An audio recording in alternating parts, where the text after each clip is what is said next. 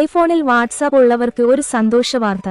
ഇനി മുതൽ ഐഫോണിൽ നിങ്ങൾക്ക് ഡിഫോൾട്ട് കോളിംഗ്, മെസ്സേജിംഗ് ആപ്പ് ആയി വാട്സാപ്പ് ലഭിക്കും.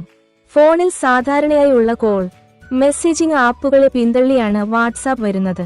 തങ്ങളുടെ പുതിയ അപ്ഡേറ്റിലാണ് വാട്സാപ്പ് ഈ ഫീച്ചർ ഉൾപ്പെടുത്തിയിട്ടുള്ളത്.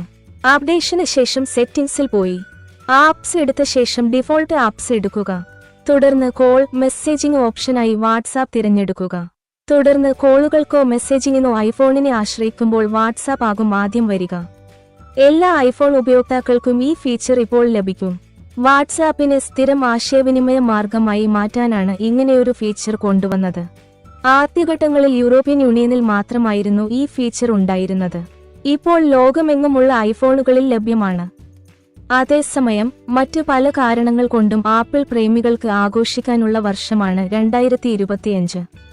ആപ്പിളിന്റെ പുതിയ 15 പ്രോഡക്റ്റുകൾ ഈ വർഷം ഇറങ്ങുമെന്നാണ് പുറത്തുവരുന്ന റിപ്പോർട്ടുകൾ. iOS 19 അടക്കമുള്ള സോഫ്റ്റ്വെയർ അപ്ഡേറ്റുകൾക്കൊപ്പമാണ് പുതിയ പ്രോഡക്റ്റുകൾ ആപ്പിൾ വിപണിയിൽ എത്തിക്കുമെന്നുള്ള റിപ്പോർട്ടുകൾ പുറത്തുവരുന്നത്. ഈ വർഷം ഇതിനോടകം 5 പുതിയ പ്രോഡക്റ്റുകൾ ആപ്പിൾ വിപണിയിൽ എത്തിച്ചിരുന്നു. IPhone 17, iPhone 17 Air, iPhone 17 Pro, iPhone 17 Pro Max എന്നിവയാണ് ഫോണുകളിൽ പ്രധാനമായി വിപണിയിൽ എത്തുക. ഇതിനു പുറമെ M5 മാക്ബുക്കും M5 ഐപാഡും കമ്പനി പുറത്തിറക്കും. M5 MacBook pro, M5 iPad pro എന്നിവയാണ് പുറത്തിറക്കുന്ന വേരിയന്റ്.